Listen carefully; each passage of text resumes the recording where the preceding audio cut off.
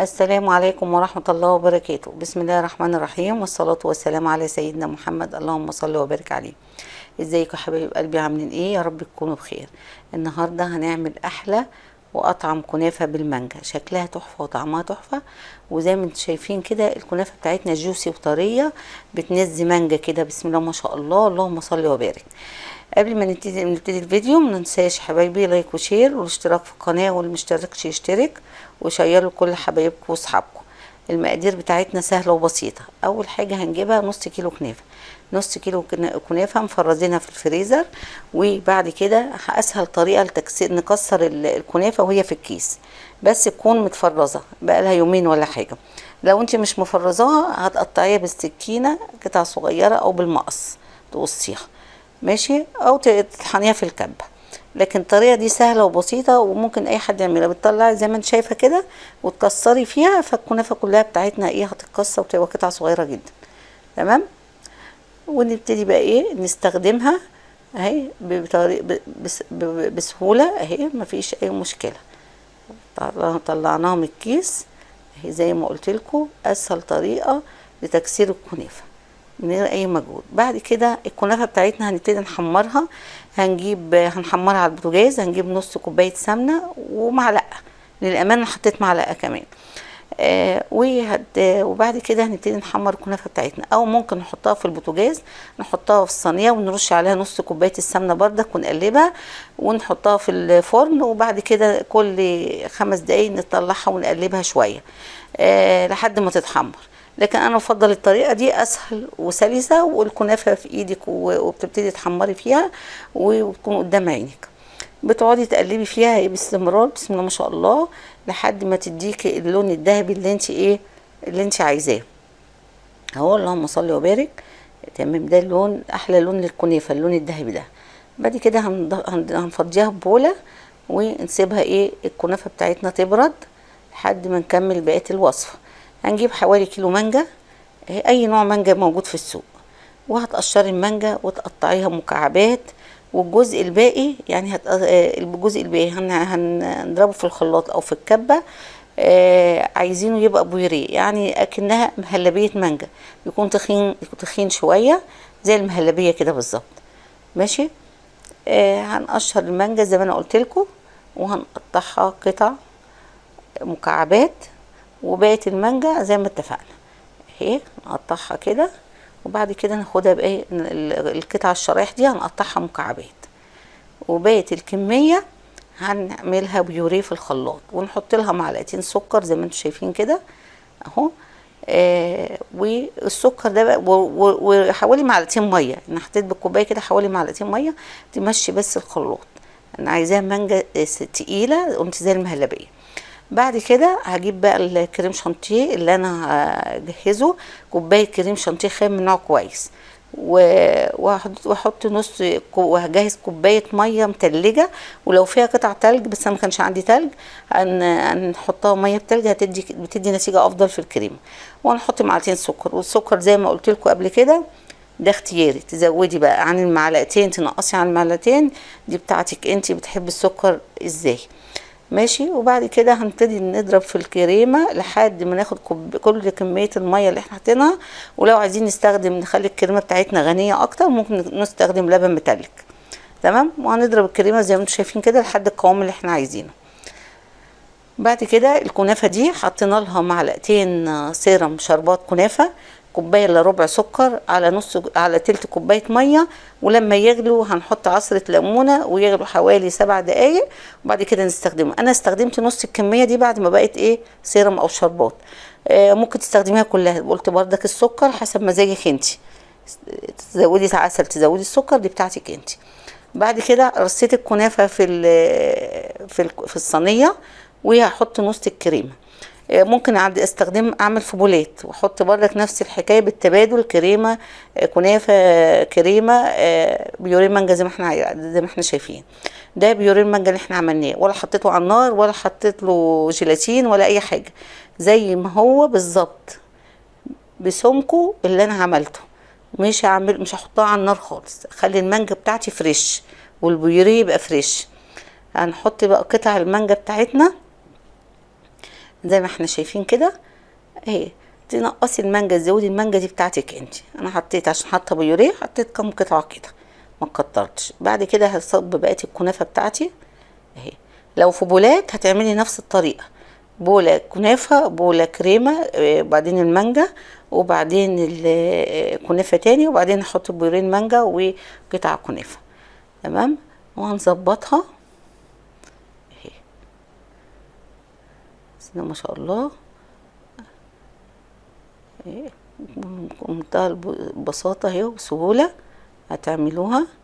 وبعد كده بعد ما نثبت الكنافه بتاعتنا كويس هنحط ايه الكريم شانتيه بتاعنا نص الكميه اللي فاضله.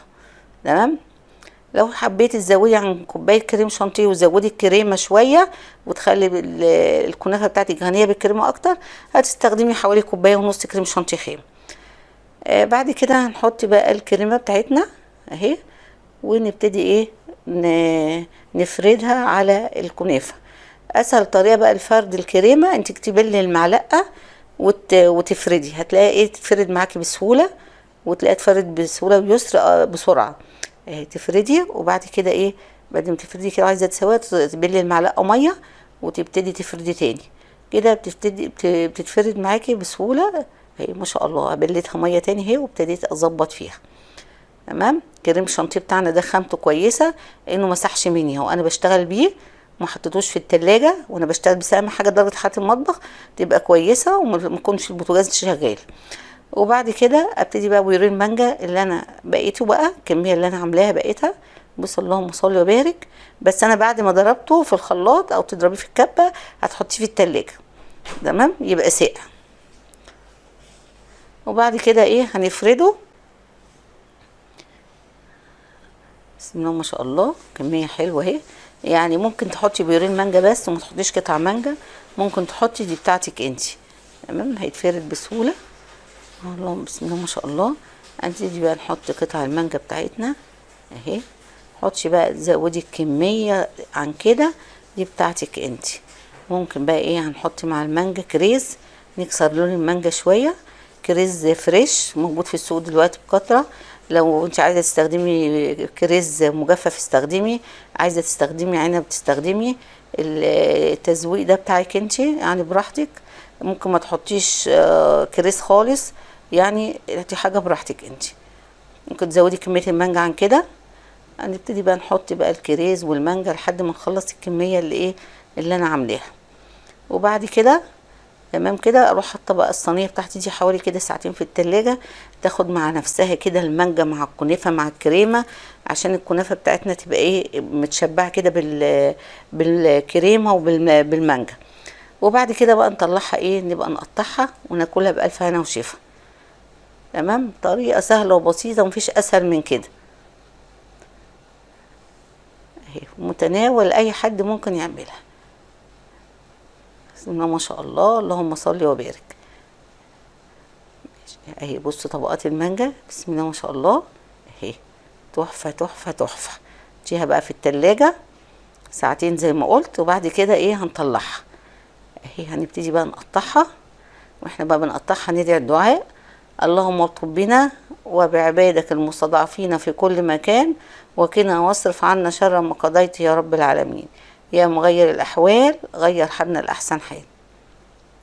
قطعيها وتسلكيها من الحواف بردك وإيه، وتبتدي بقى تقدميها لحبايبك بألف هنا وشفا. تمام. اهي بسم الله ما شاء الله. تنسوش يا حبايبي لايك وشير واشتراك في القناة، وشيروا لحبايبكم واصحابكم عشان يستفادوا من الفيديو ويعملوا لاولادهم كنافه بالمانجا. في الفتره دي احسن فتره نعمل فيها كنافه بالمانجا. المانجا كتير وفي متناول اي حد زي ما قلت لكم ان هو يجيبها. تمام. الف هنا وشفا. القطعه بتاعتنا هتطلع اهي ماسكه نفسها. اللهم صل وبارك. الف هنا وشفا. بسم الله ما شاء الله. جوسي وطريه وتحفه تحفه وطعمها تحفه. بيورين مانجا ده مخليها ايه اللهم صل وبارك. بحبكم في الله، والسلام عليكم ورحمه الله وبركاته. كنتم مع سلوى محمد. السلام عليكم ورحمة الله وبركاته. بسم الله الرحمن الرحيم، والصلاة والسلام على سيدنا محمد، اللهم صل وبارك عليه. ازيكم يا حبايبي، عاملين ايه؟ يا رب تكونوا بخير.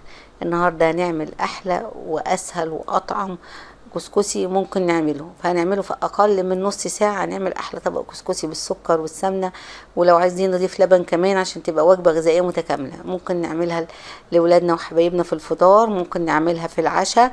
يعني هي وجبة غذائية، وممكن هو كحاجة حلوة بنقدمه. فكسكسي من الحاجات الجميلة اللي كلنا بنحبها. متنسوش يا حبايبي قبل ما تبتدي الفيديو لايك وشير واشتراك في القناة وشيروا لحبايبكم واصحابكم. المقادير بتاعتنا سهلة وبسيطة زي ما اتعودنا. هنجيب كيس كسكسي من السوبر ماركت، ده الكيس ده كيلو، ممكن في كيس تاني 450 جرام. كل أسرة هتجيب حسب ايه عدد أفرادها. يعني الكيس ده الكيلو دوت بيطلع لنا حوالي في الآخر بعد ما يستوي حوالي 2 كيلو. بطريقة سهلة وبسيطة.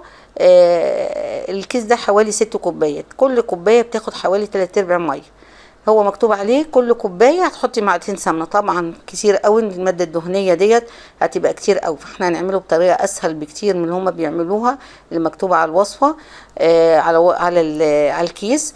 فهنعملها في حلة البخار، حلة البخار او حلة الكسكسي زي ما انتم شايفين. دي حلة عندي معتقة من زمان اهي. هنحط كده حوالي تلتها مية واهو تلتها ميه. تمام، هي بنوريكم حاله جوه.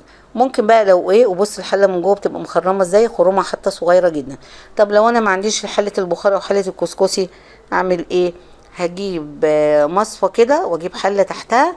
المصفى ايه تكون تتعشق في الحله، يعني المصفى تبقى اصغر من الحله شويه، وعشقها في الحله واجيب لها غطا مناسب، وتبقى كده انا عملت حله بخار او حله كسكسي. تمام اهي الحله بتتعشق بير كده، بسم الله ما شاء الله، وتبقى تمام. ماشي كده. بعد كده ابتدي الكسكسي بتاعي اهو زي ما انتم شايفين. قلت لكم في حوالي 6 كوبايات. انا هستخدم ايه؟ كله 6 كوبايات. كل كوبايه زي ما اتفقنا قلنا عليها 3/4 كوبايه ميه. بس احنا هنعملها بطريقتنا احنا، مش بطريقه الكيس، عشان طريقه الكيس ماده دهنيه مستخدمين فيها ماده دهنيه كتير قوي. تمام، وهي خلاص كده كمان كده ال6 كوبايات تمام. اللهم صل على النبي، اللهم صل وبارك. ماشي. بعد كده بقى ايه؟ اللهم صل على النبي. هنجيب بقى ربع معلقه لا اقل من ربع معلقه ملح ونضيفها، وهنحط حوالي تلت كوبايه زيت. بس زيت يكون ايه نضيف كده ملهوش ريحه، ويكون نضيف وحلو عشان الكسكسي بتاعنا يبقى طعمه حلو، لان ده حاجه حلوه كمان. ونحط كده حوالي تلت كوبايه ونقلبه. وبعدين هنجيب اول بقى ايه، اول 3/4 كوبايه ميه، وهنضيف مش هنضيف الميه كلها مره واحده، 3/4 3/4، واقلب. تلاقي بقى ايه، وادخل الهواء فيه بقى، ادخل كده بين صوابعي الكسكسي عشان ايه ادخل فيه الهواء واخلي الحبيبات بتاعتي تكبر. كل ما هضيف كوبايه الا ربع ميه هتلاقي الحبايه نفشت معايا اكتر. تمام. وافضل بقى اقلب لحد ما اخلص ايه الميه كلها. اجي اخر ساتت، لو ما 6 كوبايات يبقى ال3/4 الاخرانيين اللي هم السادس مره مش هحطهم، لان بصوا الكسكسي حسيت ان هو خلاص بقى لين في ايديا في ايدي قوي كده، فمش هقدر احط الميه تانية عشان ما يعجنش مني. وبعد كده وهو على النار اما يبتدي بقى ايه يبتدي يستوي، هلاقيه محتاج لو احتاج الميه دي احطها، واحتاجها فعلا وانا حطيتها. ماشي. وهفضيه في حله اهي، حله البخار زي ما انتم شايفين، واروح حطاه. بس يفضل لما تستخدمي تعملي انت حله بخار بنفسك، استخدمي مصفى يكون خرومها رفيعه مش واسعه، عشان الحبيبات الكسكسي ما تنزلش منها زي الحله دي بالظبط. تمام. وهنحطها اهو بسم الله ما شاء الله. طب لو عندك خرومها واسعه يبقى حطي شاشه وبعدين حطي فيها الكسكسي، يعني احنا هنتصرف، لازم يبقى عندنا بديل ان شاء الله.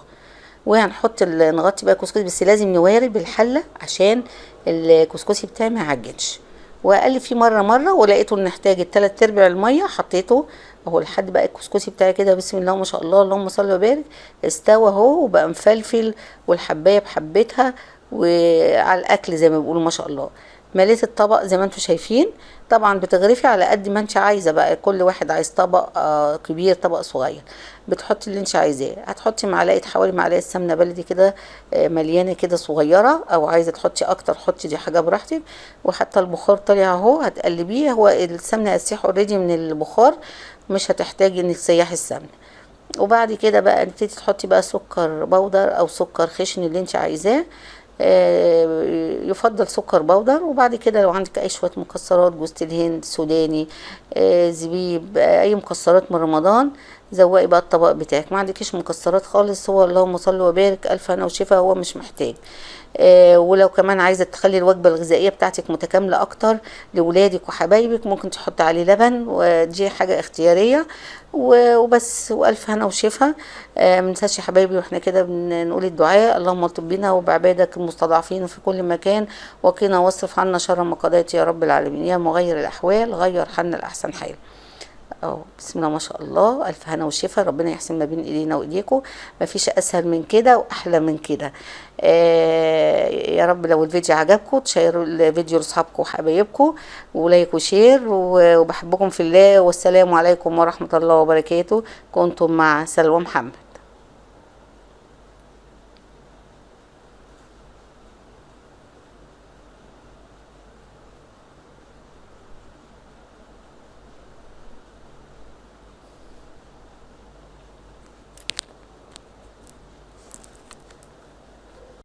السلام عليكم ورحمة الله وبركاته. بسم الله الرحمن الرحيم، والصلاة والسلام على سيدنا محمد.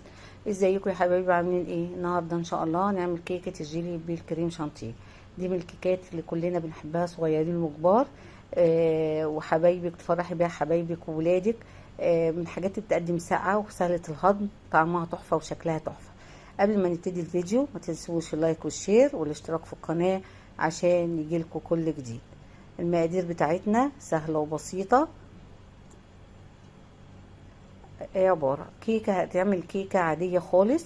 3 بيضات، كوباية لبن، كوباية سكر، نص كوباية زيت، كوبايتين دقيق، فانيليا، بيكنج باودر. وبعد كده هنستخدم كريم شانتيه، باكوين كريم شانتيه وباكوين جيلي. اول حاجة هنعملها هنضرب البيض بتاعنا، هنكسر البيض ونحطه في المضرب. البيض بدرجة حرارة المطبخ، يعني مطلعاه من التلاجة قبلها بنص ساعة. هنحط ال3 بيضات وهنضيف لهم كوباية السكر ونضربهم. واحنا بنعمل كده بقى ايه، اللي ممكن اللي ما عندوش مضرب، اللي مش عايز يستخدم، مش هقول ما عندوش مضرب مضرب يدوي، تستخدمي الخلاط، لان دي كيكة عادية، اي حاجة في ال3 ممكن تستخدميها. واحنا بنضرب كده بقى ونجهز وهنضيف السكر، هنقول الدعاء: اللهم الطب بنا وبعبادك في غزة، وبعبادك في السودان، وبعبادك المستضعفين في كل مكان، وقنا واصرف عنا شر ما قضيت يا رب العالمين، يا مغير الاحوال غير حالنا لاحسن حال. هنضرب البيض لحد ما نخلي ايه البيض مع السكر لحد ما يبيض. تمام. بعد كده هبتدي اضيف الزيت بتاعي، انزله في الحله كده بشويه زي الصرصوب، شويه شويه اهو. بردك زي اي ادوات زي ما اتفقنا، واحنا بنستخدم المضرب او الخلاط بنضرب شويه ونوقف شويه عشان ما نبوظش الجهاز بتاعنا. تمام. ادينا حطينا الزيت وضربنا، هنحصل بقى دلوقتي القوام بتاعنا، البيض مع السكر والزيت هيبقى يتقل ويبقى قوامه تقيل. تمام. وهحط بقى الفانيليا بتاعتي، حوالي معلقه فانيليا كبيره. وكوبايه اللبن بتاعتي اهي، كوبايه اللبن بتاعتي عايزاها يعني دافيه او سخنه، بس مش بتغلي يعني. تمام. بعد كده الدقيق بتاعنا اهو هنخلاه كويس، هضيف له معلقه البيكنج باودر، لا اما معلقه كبيره لا اما باكو زي ما انتم شايفين، واقلبه كويس جدا. انا ما ضفتش الخل وذره الملح، هضيفهم دلوقتي مفيش مشكله، يعني المفروض كنت اضيفهم من الاول، بس انا هضيفهم دلوقتي عادي مفيش اي مشكله، وذره ملح. وبعد كده هجيب الدقيق بتاعي بقى وهضيفه على الحله اللي فيها الكريمه بتاعتي اهي، اللي هي اللبن والبيض والزيت والسكر. وهبتدي بقى اقلب الدقيق اهو تحت لفوق كويس جدا، اقلبه اهو. الكيكه بتاعتنا هي بسم الله ما شاء الله، بصوا بيضه ازاي وقوامها انسيابي وجميله ازاي، بسم الله بسم الله ما شاء الله، اللهم بارك. ولو عملتيها في الخلاط هتطلع كده، وبالمضرب اليدوي ان شاء الله بركه سيدنا النبي صلى الله عليه وسلم هتطلع حلوه برضه، اللهم صل وبارك عليه.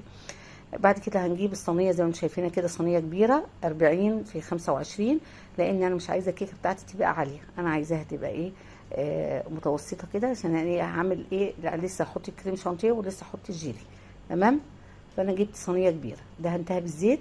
طبعا انا مشغله الفرن بقاله حوالي 5 دقايق على درجه 180 درجه.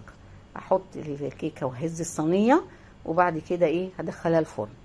بعد كده في الوقت دوت هجهز الجيلي بتاعي، بكون جيلي. هي المفروض كل باكو بياخد كوبايتين ميه، لكن انا هحط عشان الجيلي بتاعي يبقى تقيل، هيحط الباكون جيلي هياخدوا 3 كوبايات ميه، يعني كل باكو كوبايه ونص.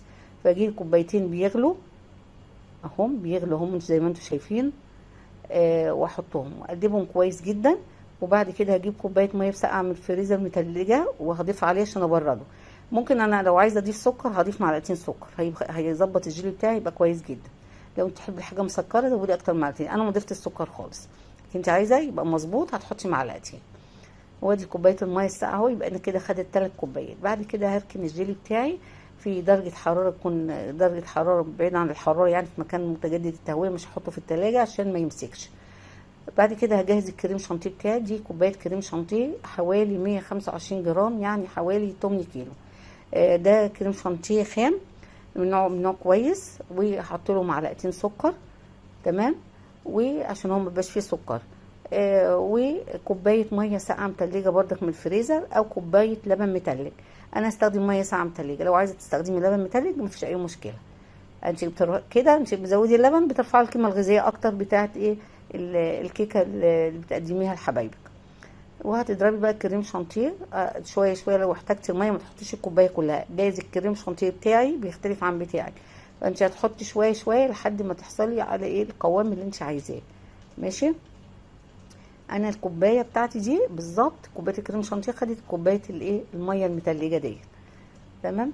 وهضرب لحد ما احصل على القوام الايه اللي انا شايفاه دوت، اللي انتوا شايفينه ده، بسم الله ما شاء الله.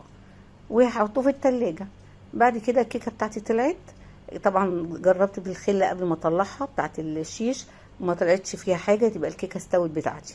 لو كان لسه فيها هسيبها لسه ايه 5 دقايق كمان، وابتدي بقى اخرمها كلها عشان اما اجي اسقيها بكوبايه اللبن ايه تتشرب كويس. اللبن ده هيخلي الكيكه بتاعتي تطلع طريه، يبقى انا اكني بعمل ايه هنعتبره جاتوه، كريم شانتيه وجيلي وكده، يبقى هيطلع زي الجاتوه ان شاء الله بالظبط. تمام.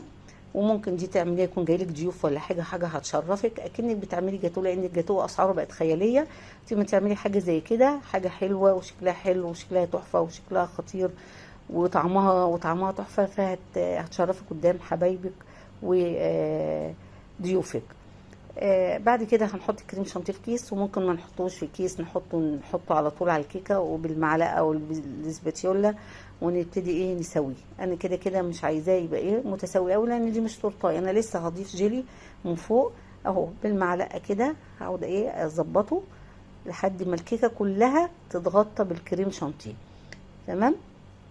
اهو الكريم شانتيه بتاعه بسم الله ما شاء الله، نوعيته كويسه، ضرب كويس واتخدم كويس، ماسك. بص اهو مش بسم الله ما شاء الله، بالرغم من الجو حر اهو، لكن اهو زي الفل بسم الله ما شاء الله. بعد كده اهو هغطيه كل الكيكه بتاعتي اخليها متغطيه. وبعد كده بقى ايه الجيلي بتاعي بقى ايه اللي انا قلت سيبه في مكان متجدد التهويه، ما احطوش في التلاجة عشان ما يمسكش. واجيب المعلقه، ظهر المعلقه كده، واضيف الجيلي بتاعي شويه شويه اهو، عشان ما ينقرش في الكريم شانتيه بتاعتي وتطلع فوق على وش الجيلي اهي. بس بالرغم من كده ان في حاجات طلعت بردك وانا شلتها بالمعلقه اهي، هتطلع اهي ادي هشيلها بالمعلقه. حطيت كل الكميه بتاعتي بسم الله ما شاء الله، الحاجات اللي قلت لكم شلتها هي عادي مش مشكله. وخلاص بسم الله ما شاء الله اهو، بسم الله ما شاء الله. حطيته في التلاجة بقى حوالي ساعتين او 3، ممكن تحطي 4 ساعات. بسم الله ما شاء الله، شكله تحفه وطعمه تحفه طبعا، وشكله جميل جميل جميل. اللهم بارك، اللهم احسن بين ايدينا وايديكم. هتقطعيه حوالي طلع لي حوالي 20 قطعه. قبل ما ننتهي الفيديو عايزه اقول لكم تشيروا الفيديو لحبايبكم واصحابكم، واللي مشتركش في القناه يشترك ولايك وشير، ويا رب الفيديو يكون عجبكم وتعملوه. ان دلوقتي احنا في الصيف ومحتاجين حاجه ترطب علينا. بحبكم في الله، والسلام عليكم ورحمه الله وبركاته. كنتم مع سلوى محمد. السلام عليكم ورحمة الله وبركاته. بسم الله الرحمن الرحيم، والصلاة والسلام على سيدنا محمد. اللهم صل وبارك عليه. ازيكم حبايب قلبي، عاملين ايه؟ يا رب تكونوا بخير. النهاردة ان شاء الله زي ما انتم شايفين هنعمل كيكة الافاتار او كيكة مكعبات الجيلي. كيكة الافاتار او كيكة مكعبات الجيلي من الحاجات اللي الاطفال والكبار بيحبوها، وخصوصا الاطفال، لان بصي الوانها مبهجة ازاي، بتعمليها بكذا نوع من الجيلي، فاطفالك بيحبوها وبيبقوا مستمتعين بيها، وكمان انها مغذية بتحتوي على حليب. طعمها حلو وشكلها حلو وطعمها تحفة فعلا. كمان من الحاجات اللي بترطب علينا في حارة الصيف، سواء لنا أو أطفالنا. قبل ما نبتدي الفيديو يا حبايبي، ما تنسوش اللايك والشير والاشتراك في القناة عشان يجيلكوا كل جديد. تمام. المقادير بتاعتنا زي ما اتفقنا كل مرة ان المقادير بتاعتنا بتبقى سهلة وبسيطة. هنستخدم اكتر من النوع من الجيلي عشان يدينا الالوان اللي احنا عايزينها ديت زي ما اتفقنا. اول حاجة هنستخدم جيلي الفراولة. زي ما احنا معروف ان احنا بنستخدم كوباية باكو الجيلي بياخد كوبايتين مية. فاحنا في الوصفه بتاعتنا دي كل باكو جيلي هنحط عليه كوبايه ونص ميه، كوبايه مغليه وندوب فيها الجيلي، وهنحط نص كوبايه بارده عشان تبرد لنا الجيلي بتاعنا بسرعه. تمام. وهنقلب كويس. نيجي بقى للجيلي اللي بعديه، برضك هنستخدم نوع تاني من الجيلي. هنستخدم جيلي التفاح. الجيلي التفاح من الحاجات الجيليهات اللي نازله جديده في الاسواق، وشكله تحفه وطعمه تحفه وريحته كمان تحفه بصراحه. لونه حلو قوي. بردك هنستخدم كوبايه ونص ميه زي ما اتفقنا، كوبايه بتغلي وندوب الجيلي فيها، وبعدين نص كوبايه بارده. هنستخدم نوع تاني اللي هو بردك كوبايه ميه بتغلي وهنحط عليها باكو الجيلي. هنستخدم الاناناس اهو، بردك من الحاجات اللي احنا متعودين عليها نستخدمها ديت على طول، ولونه فاتح وحلو. هنقلب بردك كويس جدا. انت على قد ما، وهنحط بعد كده بعد ما يدوب هنحط نص كوبايه البرد. على قد ما تقدري اختاري الالوان المبهجه اللي اطفالك هتلاقيهم بيحبوها، ممكن ينقوها معاكي. ان الوصفه دي اصلا هي الاطفال هتلاقيهم وانت بتعملي، اولادك احفادك حواليكي وانت بتعمليها مبسوطين جدا. بعد كده حضرنا الثلاث انواع من الجيلي هم، هنحطهم في اي علب عندك تكون بلاستيك كده ويكونوا ليهم غطا. وهتحطيهم وتروحي حطاهم في التلاجة. هنحطهم في التلاجة. وعملتيهم الصبح، يعني انا عملتهم الصبح كملت الوصفة بالليل. لو عملتيهم بالليل كملي الوصفة الصبح عشان الجيلي بتاعنا يمسك متماسك جدا، عشان المكعبات دي تقطعيها تكون كده القطعة ماسكة نفسها كده وكويسة. تمام. هتحطيه بقى في التلاجة زي ما اتفقنا، ياخد وقت كويس مناسب. لقيت بعد ما خلصت لقيت عندي باكو جيلي كمان، فقلت لا، عشان الوصفه بتاعتي تبقى الوصفه بتاعتي تبقى حلوه والالوان تبقى كتيره، فاستخدمت كمان كان عندي باكو جيلي المشمش. لونه زي ما شايفين اهو اورانج جميل اهو، فبرضك هيديني اضواء حلوه في الكيكه بتاعتي. وهنقلبه بردك نفس المقدار، كوبايه ميه سخنه ونص كوبايه ميه بارده. انا ما حطيتش في الوصفه دي سكر خالص، لكن لو حبيتي هتحطي في اي علبه عندك زي ما اتفقنا. لو حبيتي هتحطي سكر هتحطي على كل علبه من دول معلقه سكر واحده، عشان هو لما قليلين الميه فمبقاش مسكر قوي بردك. كان انا ما حطيتش سكر خالص. تيجي بعد كده هنجيب كيلو حليب، هنحط حوالي نص كوبايه سكر عليه ونقلب كويس. لو انت عايزه تزودي السكر دي بتدوقيه وتظبطي السكر على حسب مزاجك انت. وهنحط 4 معالق جيلاتين نباتي. الجيلاتين النباتي ده هجيبه منين؟ من مستلزمات الحلواني او من العطار. هتقولوا عايزه جيلاتين نباتي. جيلاتين نباتي عشان دي بتبقى حاجه مضمونه كده ومبسوطين واحنا بناكل الحاجه بتاعتنا مطمنين. تمام. وهنقلب طبعا، وهنحط معلقه فانيليا. طبعا اي فانيليا عندك، دي فانيليا سايله هتحطي معلقه، لو ما عندكيش فانيليا سايله حطي بودر، باكو بودر. وهتقلبي كويس بالمضرب بتاعي عشان الجيلاتين بتاعي ما يعملش تكتلات ولا كلاكيع. نقلب كويس وحد ما يغلي. اي حاجه فيها حليب لازم اغليها كويس جدا عشان حطيتها في التلاجة يومين 3 4 اسبوع بالحاجه. الوصفه بتاعتي ما تبص مني، تفضل محتفظه بان هي تبقى كويسه وما فيهاش حاجه وبناكلها عادي خالص. بعد كده هجيب صينيه وادهنها بالزيت، دهنه بسيطه خالص اهي. وبعد كده هطلع بقى مكعبات الجيلي اللي انا عاملاها من الصبح دي، وهبتدي بقى اقطعها مكعبات زي مكعبات التلج بالظبط اهي. بصي الوان جميله ازاي، هتقطعيها بقى مكعبات زي مكعبات التلج اللي بنحطها في الفريزر عندنا. واحنا بنقطع المكعبات كده ما ننساش حبايبي ندعي الدعاء: اللهم الطف بنا وبعبادك في غزة وبعبادك في السودان وبعبادك المستضعفين في كل مكان، وقنا واصرف عنا شر ما قضيت يا رب العالمين، يا مغير الأحوال غير حالنا لأحسن حال. اللهم صل وبارك. اهو قربنا هنقطع بقى اللي بعدها اهي. برضك نفس الحكايه، الاول بتسلكيها من الحواف بتاعتها، وبعد كده بتقطعيها مكعبات. دي بس دي مدوره بس مش مشكله، برضك هتتقطع بنفس الطريقه. تمام. طبعا من الكيكه الجيلي، كيكه الافاتار دي من الكيكات او مكعبات الجيلي، انا بسميها كيكه مكعبات الجيلي برضه، اللي من الكيكات اللي بتتقدم في الاعياد ميلاد او جايلك ضيوف ممكن تقدمها لهم برضك كحاجه كبديل الايس كريم في الحر اللي احنا فيه دوت. محتاجين نقدم لضيوفنا اي حاجه ترطب عليهم في حراره الصيف اللي احنا فيها دي. ولو عندك مناسبة ولا حاجة بتاعت عيد ميلاد ولا حاجة تقدم للأطفال هيبقوا مبسوطين منها جدا. تمام.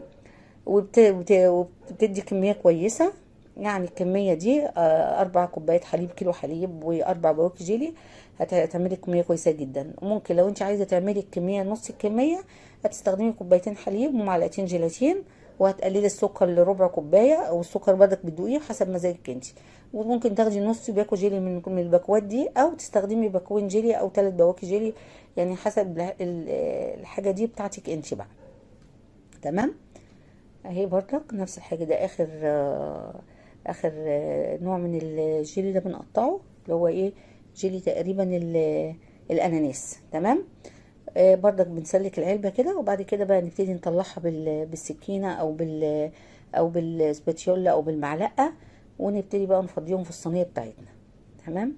اهو اهي زي ما انتوا شايفين، اللهم بارك، كمية حلوة قوي، بتطلع على طول اهي سلكة اهي، بتطلع على طول ما شاء الله، ما فيهاش اي مشكلة، متناول اي حد ممكن يعملها بسهولة وسهلة وبسيطة جدا، ومقاديرها بسيطة ما فيهاش اي كلاكيع ولا تكلفة ولا اي حاجة. لو انت المقدار ده هيبقى كبير هتقللي نص الكمية دي وتعملي نص الكمية دي، مش هيكلفك كتير. تمام. بس اهو ما شاء الله. بعد كده بقى الصينية اللي احنا دهناها زيت هنفضي فيها المكعبات دي، نحطهم فيها. تمام. اي بقى قالب عندك، صينية زي ديت، قالب مستطيل، اي حاجة عندك هتحطي فيها الحاجة اللي عندك مناسبة، تستخدمي تحطي فيها الحاجة بتاعتك.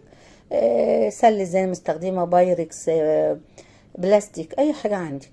تمام. اهي جيب بقى كمية اللبن بالجيلاتين وهنضيفها على الصينية دي، بس في الاخر الكمية طلعت كبيرة قوي ففضيناها في علبة تانية، هم زي ما انتوا شايفين حطيناها في علبة تانية. وبعد كده هنحطها في التلاجة، وهنطلعها بقى من التلاجة، تقعد لها بتاع 4 ساعات وتطلع متماسكة زي ما انتوا شايفين. الجيلاتين باللبن مسك خلاص، وبقت الوصفة بتاعتنا جاهزة للتقديم. بسم الله ما شاء الله، اللهم صل على سيدنا محمد، اللهم بارك. جاهزة على التقديم وعلى الأكل، وألف هنا ألف هنا وشفا على صحتكم وعليكم وعلى ولادكم. وربنا يحسن بين ايدينا وايديكم وتعملوها وتفرحوا ولادكم واحفادكم وحبايبكم.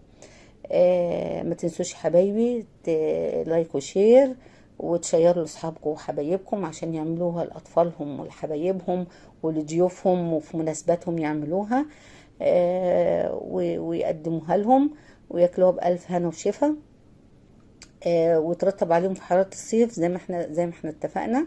وبسم الله ما شاء الله، زي ما قلت لكم الوصفه بتاعتنا اديتنا كميه بسم الله ما شاء الله، اللهم بارك، كميه كبيره اهي زي ما انتم شايفين، تكفي اسره كبيره باطفالها، وتقطعيها بقى بالاحجام اللي انت عايزاها. تمام.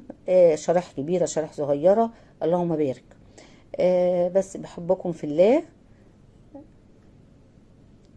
والسلام عليكم ورحمة الله وبركاته. كنتم مع سلوى محمد.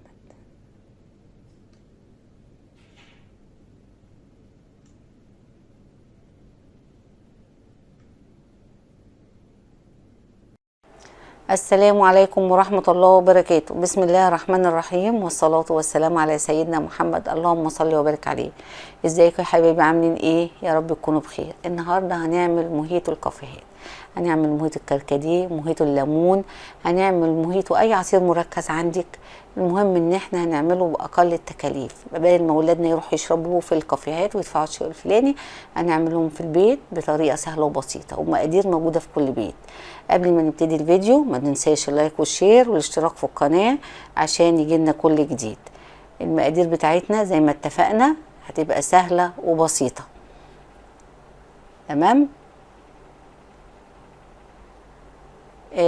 هم اهم حاجه في المقادير بتاعتنا 3 حاجات اساسيه هنستخدمهم في اي موهيتو نعمله: الليمون، والمياه الغازيه اللي هي اللي انا جايبه توب مش في المقاطعه بديل السفن اب، وربطه نعناع حلوه كده فريش غسلها كويس، وزي ما انتم شايفينها كده شكلها كويس وشكلها بسم الله ما شاء الله. اول حاجه هنعملها عصير موهيتو الليمون. موهيتو الليمون هنجيب بقى شويه نعناع كويسين كده حلوين نقطفهم من النعناع اللي احنا غسلناه، وهنجيب 3 ليمونات ونقشرهم، 3 ليمونات وسط ونقشرهم، ونقشر القشره البيضاء اللي عليهم عشان ما يمررش، ومعلقتين سكر كبار، ونص كوبايه ميه، تمام. اهي نص كوبايه ميه تكون متلجه، وهنضربه في الخلاط.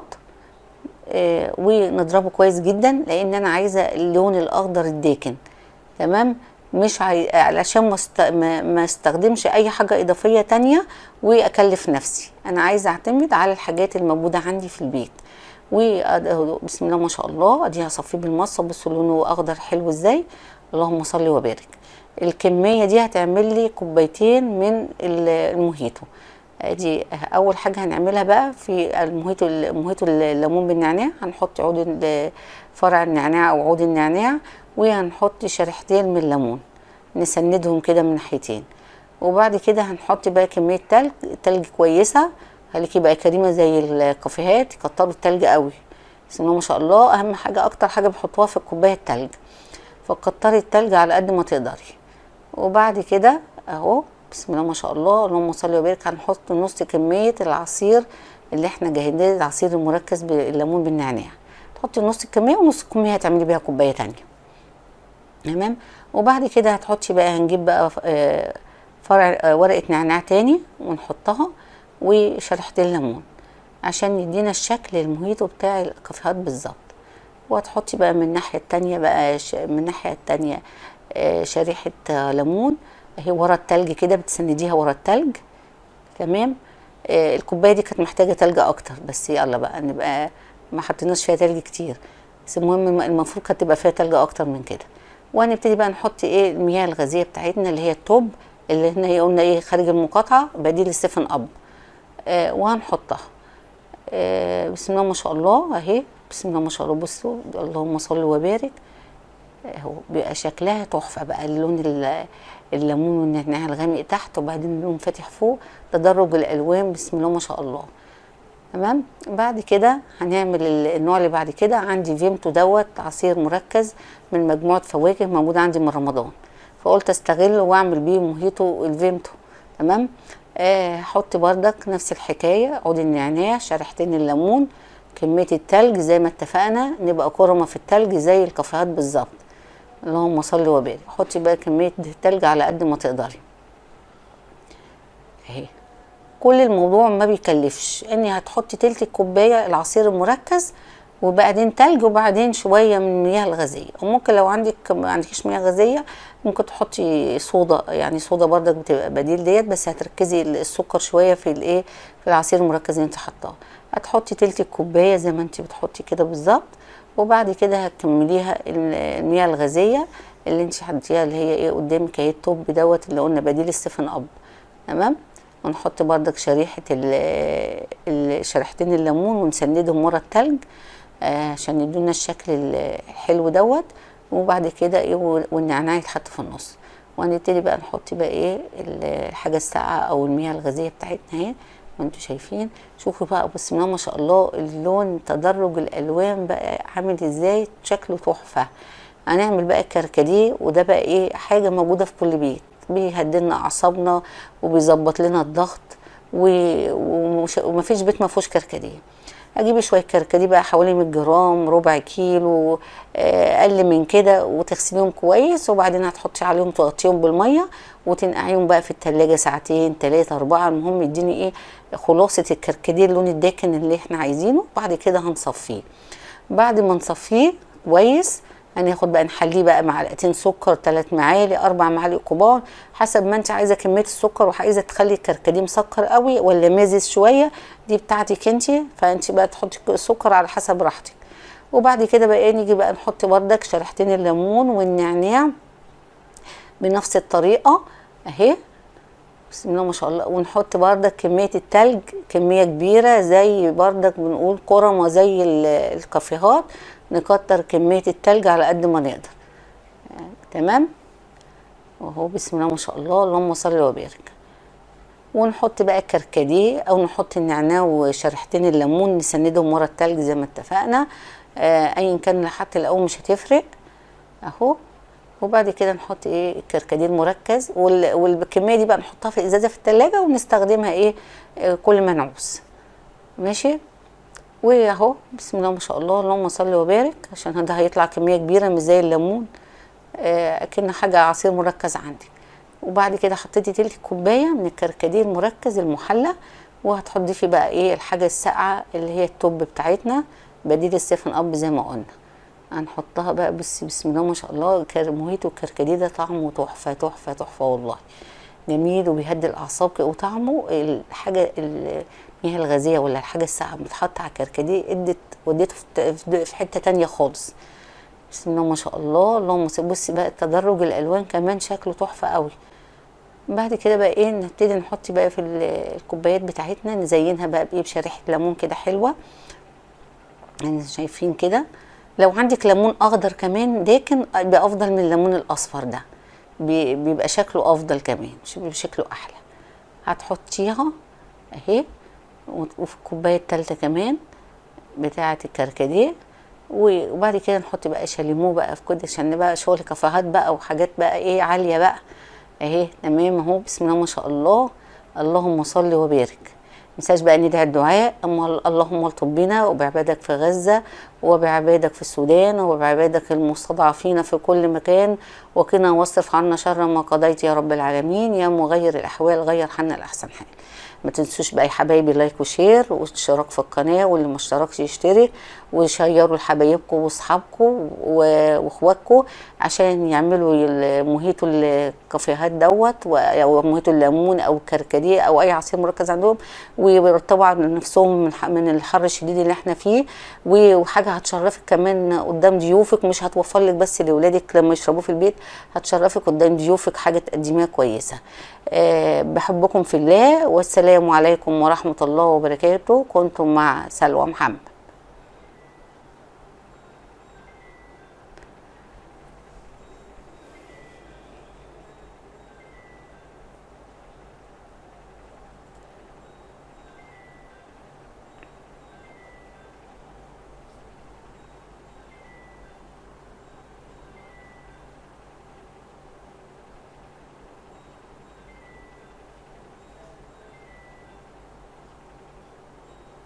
السلام عليكم ورحمة الله وبركاته. ازيكم يا حبايبي عاملين ايه؟ قبل ما نبتدي الفيديو نسمي الله ونصلي على رسول الله صلى الله عليه وسلم، ولايك وشير واشتراك في القناة، وندوس على زر الجرس عشان يجيلكوا كل جديد. زي ما انتم شايفين النهاردة ان شاء الله هنعمل بسكوت البيضة الواحدة او بسكوت النواعم او بديل البيتي فور. ليه مسميات كتير جدا لانه فعلا بصراحة تحفة. نعم البسكوتة ناعمة، بتدوب في ايدك دوب وتدوب في بقك دوب، لو عملتيه مره انا ان شاء الله واثقه ان انت هتدعي لي من غير ما اطلب منك. لان بصراحه تحفه، مقاديره سهله وبسيطه في متناول اي حد ممكن يعملها. فرحي ولادك، فرحي حبايبك، الدنيا بقت غاليه قوي قوي، مش هتقدري كل يوم والتاني تشتري بوتي فور جاهز او بسكوت جاهز. فاعملي حاجه بسيطه زي كده تخلص تعملي بدلها تاني ان شاء الله باذن الله. ربنا ما يحسن ما بين ايديكم وايدينا. زي ما اتفقنا المقادير بتاعتنا على طول سهله وبسيطه. 3 كوبايات دقيق منخولين طبعا، معلقه كاكاو خراميه، معلقه نشا، 3/4 كوب سكر، كوبايه سمنه، كوبايه زيت، بيضه واحده، فانيليا، معلقه بيكنج باودر. تمام. المقادير بتاعتنا زي ما اتفقنا، نحط كوبايه سمنه اهي ونقلب، ونص كوبايه زيت وراها، ونقلبهم في بعض كويس ونضرب بالمضرب. مش محتاجين ولا مضرب كهربائي ولا خلاط، او اللي انت عايزه تستخدمي، عايزه تسهلي نفسك استخدمي. كان الموضوع حتى ومعلقه خشب هتعملي البسكوت ده ما اقولش لا. ده بسكوت يعني سهل جدا، كل حاجه فيه سهله. اهو هنحط السكر. ننساش بقى ندعي الدعاء: اللهم طب بنا وبعبدك في كل مكان وقنا واصرف عنا شر ما قضيت يا رب العالمين، يا مغير الاحوال غير عنا احسن حال.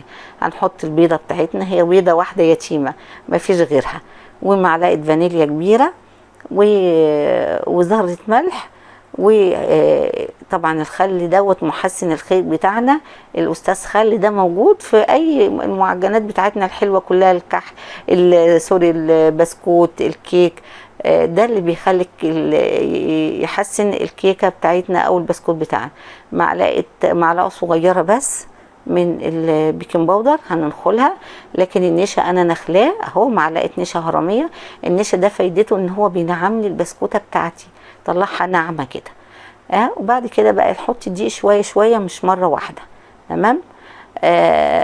هو يا حبايبي مقادير والله بقى عندك سمنه بلدي شغاله، سمنه نباتي شغاله، زبده نباتي شغاله، زبده اي حاجه موجوده عندك. اي حاجه، المهم فرحي ولادك واعملي لهم. الحاجه بقت غاليه قوي انا عارفه والله، الحاجه غاليه عليكم، ولازم ايه فنعمل لعيالنا حاجه بمقدار ده. مش هتقعدي في ساعه في المطبخ مش مشكله، بس هتعملوا حاجه تبسطهم. وبصراحه هو يستاهل ان انت تتعبي علشان البسكوت دوت. انا بسميه بديل البوتيفور اهو. ليه بنقلب بالمعلقه؟ ما بنستخدمش ايدينا عشان العجينه بتاعتنا ما تفرولش، لكن مش بيعوز لت وعجن زي الكحك. المعلقه بتاعتنا بنحسس عليه زي البسكوت، البيتيفور، الحاجات دي كلها بنحسس عليها. شوف العجينه اهي، المعلقه لمت العجينه مش محتاجه اي حاجه. لكن لو عملت بايدي بقى وقعدت قلت واعجن هيفرول مني البسكوته، تيجي اشتغل فيها تبقى مفروله. اخد بقى نص العجينه بقى، عايزه اعمله كله بالكاكاو احط، عايزه اعمله ساده كله هعمله، لكن انا بفضل نعمل نص كده ونص كده عشان كل واحد ياكل اللي بيحبه. دي معلقه كبيره خرميه كاكاو، هحط لها بقى معلقتين زبده كده صغيرين او سمنه او زيت اي حاجه. فانيليا بقى، فانيليا عشان الريحه وندعمه، ومعلقه سكر. المفروض كنت احطها من الاول بس انا حطيتها في الاخر، هحطها مش مشكله. هنحط معلقه سكر عشان الكاكاو ممرر، ده كاكاو خام. انا بحط كاكاو خام عشان يخلي العجينه بتاعتي كده لونها غامقه زي الشوكولاته اهي. احط معلقه السكر عشان ايه اعادل المراره اللي فيه، ويبقى العجينه بتاعتي مظبوطه، ما ياثرش على العجينه بتاعتي والسكر بتاعي في العجينه بتاعتي. اهو الكريمه بتاعتي اهو ما شاء الله اللهم بارك، بتاعتي اللي انا عملتها بتاعت الكاكاو. اخد نص العجينه كده بالنظر واقلبها اهو بسم الله ما شاء الله اهي. قلبي بالمعلقه، وممكن تلميها بصوابع ايديكي عشان زي ما قلت ده ما بيعوز ولا لت ولا عجن اهو، عشان الم الكاكاو بقى اللي تحت وكده، والكريمه اللي هي بالكاكاو دي اهو. حاجه بسيطه كده اهو بسم الله ما شاء الله اهو. الله اكبر، الله اكبر عليه، الف هنا وشفا. بعد كده بقى اي اشكال عندي بقى اعمل. طب لو ما عنديش اشكال ما اتصرفش، لا الجيش قال لنا نتصرف. هنجيب بقى كده حته العجينه ونبرمها في ايدينا وبالشوكه اهي، خلاص عملنا احلى بسكوت. في احلى من كده وفي اسهل من كده؟ مفيش احلى واسهل من كده اهو حبايبي اهو.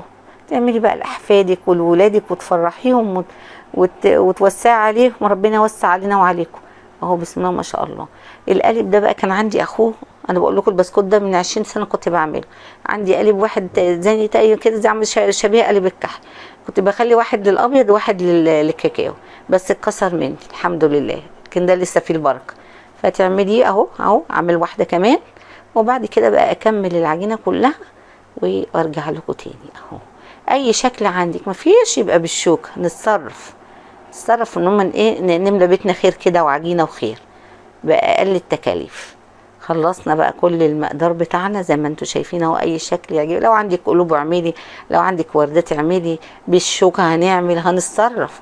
هنسخن الفرن بقى لمده 10 دقايق، لو في الصيف 5 دقايق، لو في الشتاء 10 دقايق، وبعد كده هنخليه على 170 درجه. انا مش عايزاه فرن سخن عشان انا بعمله معامله البيتي فور والغريبه. فالبسكوته بتاعتي انا مش عايزاها فاتحه من فوق، ويا دوبك ايه تتحمر من تحت بقى، ايه التحمير اللي يخليها تستوي بس. والبسكوته بتاعتي ايه، لما اكون موطيه النار ما تبقاش عجينه من جوه، لا البسكوته تبقى مستويه من جوه كده. وتاكليها تقطم معاكي كده، تبقى ايه ده، هي كده كده نواعم يعني. اول ما تقطمي هيدوب في بقك ان شاء الله. اهو بسم الله ما شاء الله، اللي بالكاكاو شكله تحفه، والابيض، والاثنين شكلهم تحفه وطعمهم تحفه.